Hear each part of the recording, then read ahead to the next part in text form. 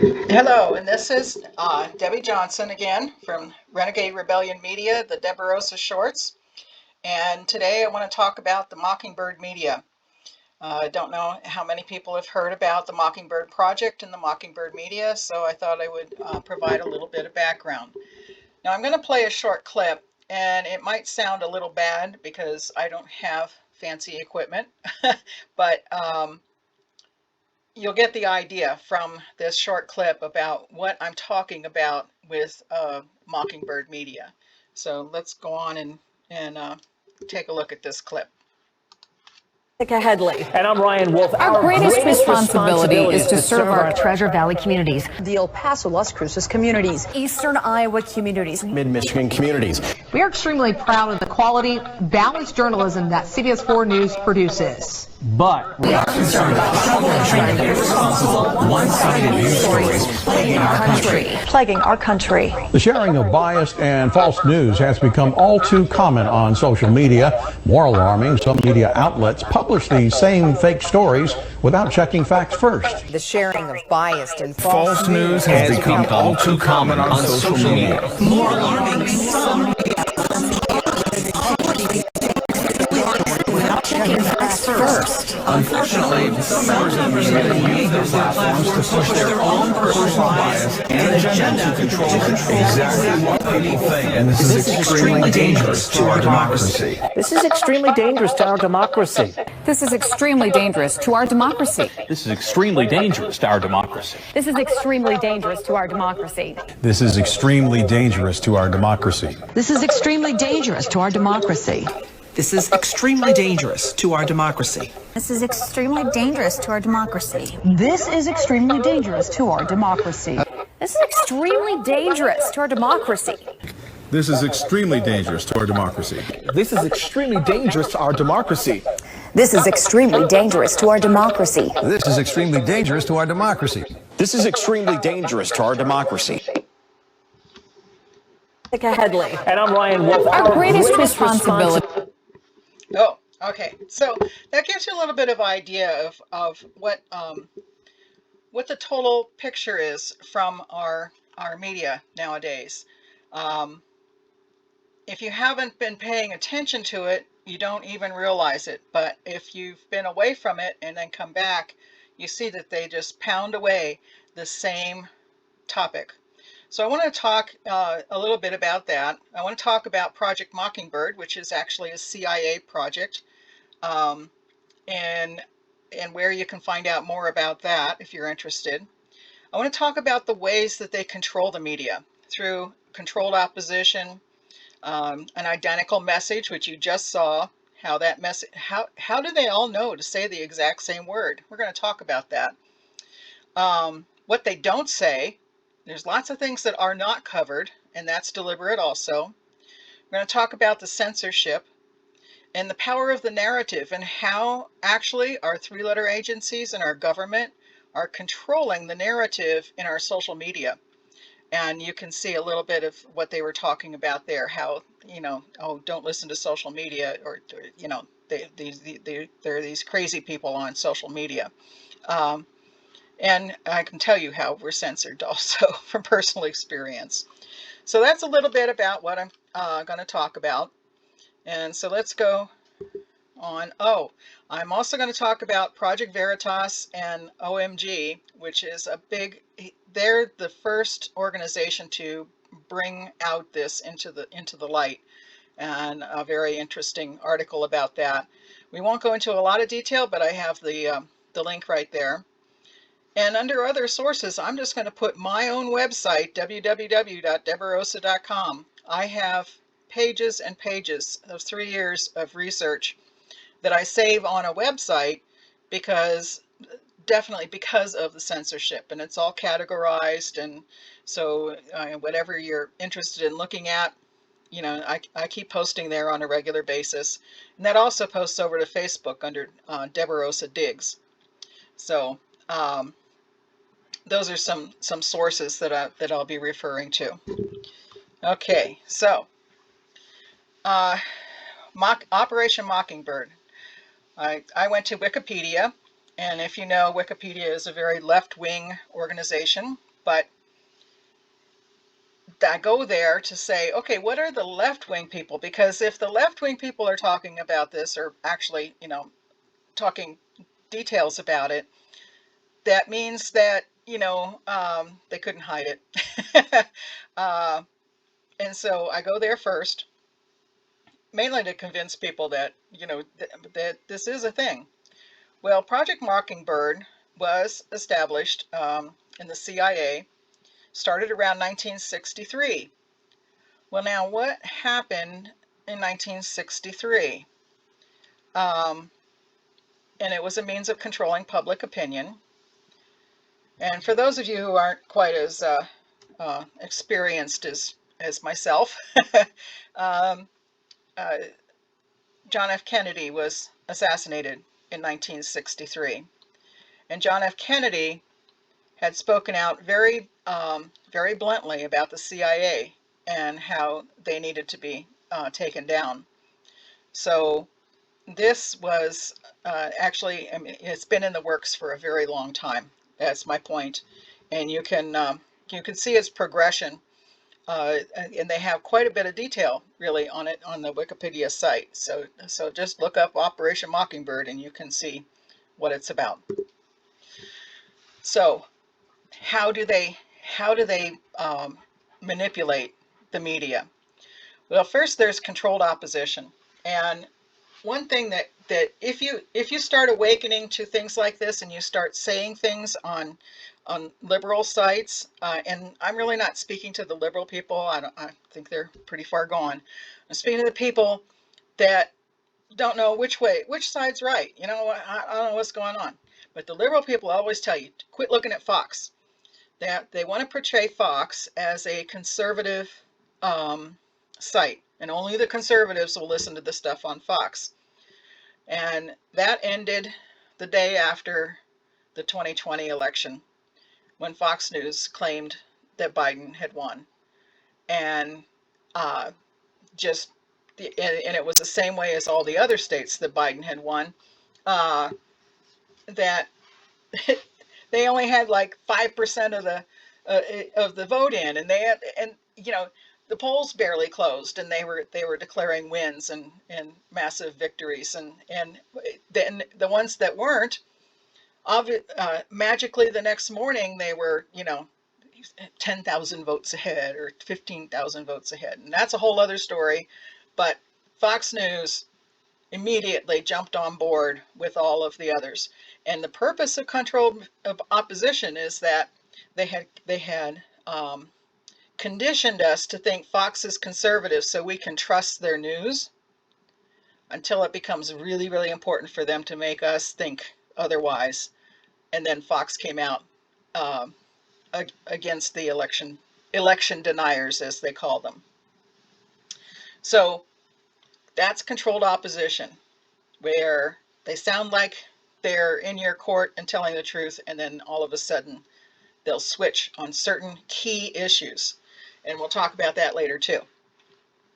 Identical messages across all platforms, and you just saw that in the video.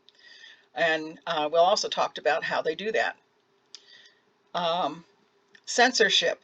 When the Hunter Biden laptop came out before the 2020 election, it was immediately censored, and that's how I lost my Twitter account. Because you could not say anything about the Hunter Biden laptop without getting, really just removed from media.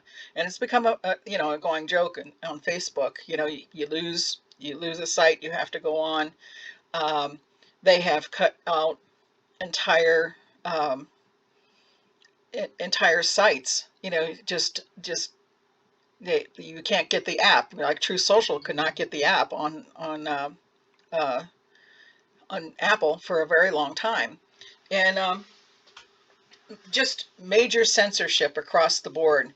And so it made it very difficult to really find anything other than this Mockingbird Media message. And that also happened with all of COVID too. So banning and deplatforming, and that's what I was talking about. It became a running joke about who got banned the next day We had to move. I got a lot of my information off of Twitter, and I would save all of these articles and stuff off of Twitter. And then I got zapped, and I lost all of my research. And that's when I created Debarosa.com, and I saved my research over there, so that if they deplatform me, I still have my own website where I can store information. And to present it in things like this. I had no idea I was going to do videos, but here we are. They omit key stories. They totally do not want to talk about some stories. Like I watched most of the hearings about that Rudy Giuliani and others were doing on the election fraud. I watched them live through, there's two sites, RSBN and OAN were actually running them. If you did anything like that on one of the other sites, you got banned, like YouTube. YouTube would ban you if you did anything related to election fraud. But RSBN and they were disbanded from miscellaneous sources, platforms. But we moved from YouTube, we moved to Rumble, we moved from Twitter to Discord, and that got banned. And then there was another site that we moved to for a short time, and that got banned. And now we've mostly ended up on Telegram, and that's how we're really communicating. And then when Truth Social came out, we can actually keep up to date on what Trump has to say, and he has a lot to say. Okay, so that's the story. Facebook's terrible. They would just ban you for anything, and I'm actually in Facebook jail just about all the time. But Debarosa Diggs is actually a copy of the Debarosa Diggs website, which I have, and they don't recognize the links, and so that hasn't been banned. Okay, outright false and or misleading narrative. I mean, with a classic thing is when Biden will get up there and say that Trump supports white supremacists, and and that whole there's very fine people on both sides. So they never finished the last of the statement, never, where he disavows the white supremacists. But there are people who want to keep the statues that are fine people, like me, and so that was, one huge misleading example of how they mislead the narrative and how they portray Trump as, this evil white supremacist, when he's done much more things for all people than any other politician, period, if you start to look at what he does and what he is. Okay, so coordination with the deep state agencies. The Twitter files was a major disclosing of what was really happening behind the scenes at Twitter, and how these, how did we get deplatformed so suddenly? And it was the three-letter agencies coordinating with Twitter on a weekly basis, and they actually paid them millions of dollars to censor. So that's how Twitter made some money. And this all came out when Elon Musk bought Twitter, and he started exposing through miscellaneous journalists about what was happening in Twitter during the 2020 pre-election and after the election. It's very enlightening.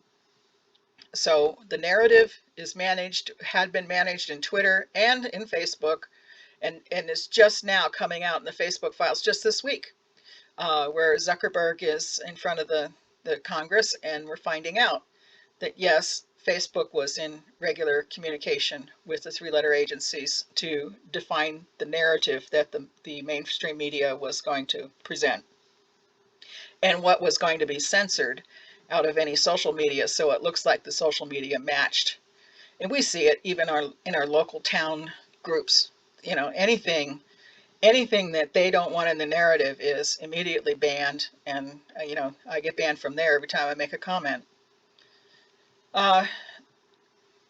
So you have to learn discernment, and you have to think independently, because this has been a concerted effort for decades, since the 60s and even before the 60s, but it is definitely a concerted effort. If you talk to liberals, their wording is always exactly the same. That they feel threatened, they feel uh, uh, hated, they feel, but the words that they use are really the same. They'll tell me, you just need to get educated. You need to, quit watching Fox News. These are things that they are conditioned to actually say to defend their position, when anything contrary pops up. So be aware of that. This entire Mockingbird Media is a very strong influence on what's really going on in our country. Okay, so I want to talk about, I think I skipped one. Yes, courageous journalists. Okay, one, James O'Keefe. James O'Keefe started in Project Veritas, and I'm going to show you a clip from, or I'm not going to show you the clip. This is the link, which you can actually find the clip on the link. I didn't want to spend a lot of time on it, but he is an investigative journalist. He has gotten people on record for all kinds of corruption, and I first found out about him in 2020 with this article, and it just scratches the surface of the Mockingbird Media, but he catches them in the act, actually doing this.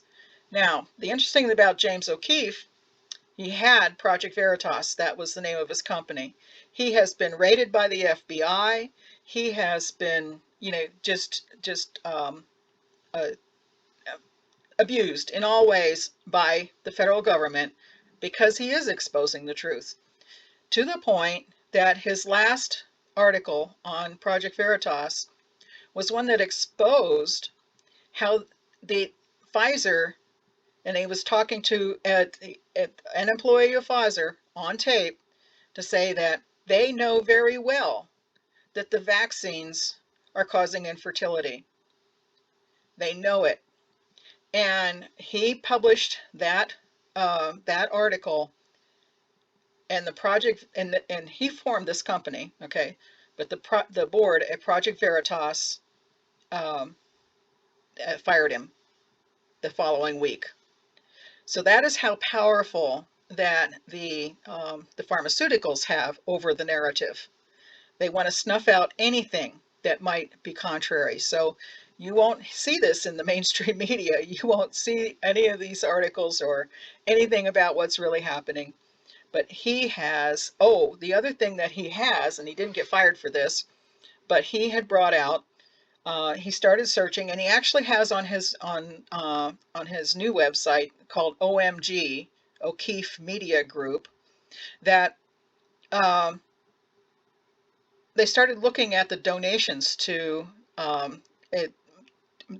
political parties, and they found that the donations to the Democrat Party, there were thousands of donations from a single person.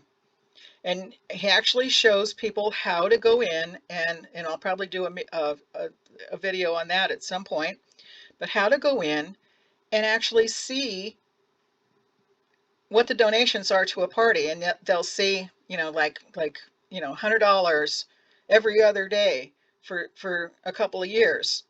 So and it tells you who made the donation, and so he would go to their house, and he'd ask, did you make all these donations? And mostly they were retired people, and they didn't have $100 every other day to give to the Democrat Party, but they were mocking up massive amounts of money being donated by individuals when they weren't. And that, the amount of fraud that's happening is absolutely amazing. And he uncovered that. And actually, any of you can uncover the very same thing with the instructions that he has. It's public knowledge. It's just a matter of going out and looking at it. So James O'Keefe is a hero of mine, actually, to actually go out and confront this kind of fraud. So very fascinating groups. Project Veritas. I don't know what happened to Project Veritas after they fired him, but in the new world, his O'Keefe Media Group, OMG. Tucker Carlson, again, he went up against the January 6th narrative, and guess what? Now he was booted out. You cannot go against the narrative without suffering consequences. We see that in just local politics. Even in our local board of supervisors, one person voted against the liberal narrative, and now his business is threatened. His home. It's absolutely incredible the power of this narrative control has. But it's not the majority. And that's a really important thing to understand. So Tucker Carlson left. Fox fired him. Remember that they were the they were the controlled group, and so now he's got a thing on Twitter, and Fox News has gone down, just like all of these other mainstream media news outlets have gone down, like 70% fewer viewers once they lose an important truth teller. So we're not the minority. We are the majority. Just look at what happened to Bud Light, all of these things, and we have to keep speaking up. The more of us speak up, the harder it is for them to suppress the narrative. So this is the first time I learned about Project Veritas and the CNN tapes. And James O'Keefe found an insider who gave him access to their Zoom calls, and I think it was just a phone call that Jeff Zucker, who was the head of CNN, and he shortly after that lost his job. That's interesting. But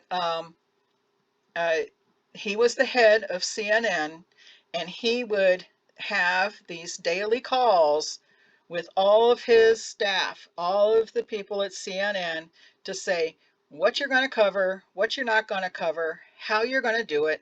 And he actually plays some of the videos on some of the tapes on this website that I've linked to, which is heavy.com/news/Project Veritas CNN tapes Jeff Zucker. So if you can find it by querying, and heavy.com would have it, or it's in multiple places. And of course it got X'd off of that was when they were using YouTube at the time. It got X'd off to YouTube and Facebook. It might be on Rumble. You might be able to find it on Rumble. But this gives you the whole background, and that's why I included this particular. So I just pasted in 2 clips from that article, and from O'Keefe, just to give you a flavor of what the article's about, and then the video is also on there. I unmuted myself into the conference line. This is being live streamed and recorded for a while. We have clips of various producers talking, the president talking, describing their motives, describing their political philosophy, describing how they don't cover things, and how certain political parties tell them to cover things a certain way. Lots of little clips that take us into the minds and hearts of the people who inform us. So, and remember, this was 2020. This was 2020 that this came out. A brave insider gave us this information, said O'Keefe. We've compromised the dial-in. He then told Zucker he believes people should be an informed populace. The media has to be held to account, he said. He claims in the video to have calls featuring CNN leaders, including Zucker, Vice President David Chelan, Stephanie Becker, and Marcus Mabry. And the calls that I listened to had all of those people on, and you could just hear it, you can actually listen to those phone calls. He published all of this, and it's probably on the Project Veritas site also, even though they fired him.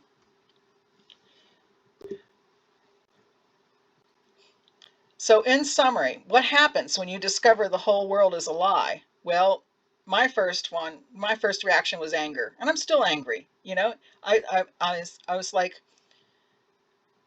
I've been lied to my whole life. It's you think you're turning on. There was Chet Huntley and David Brinkley, and they were so and then there was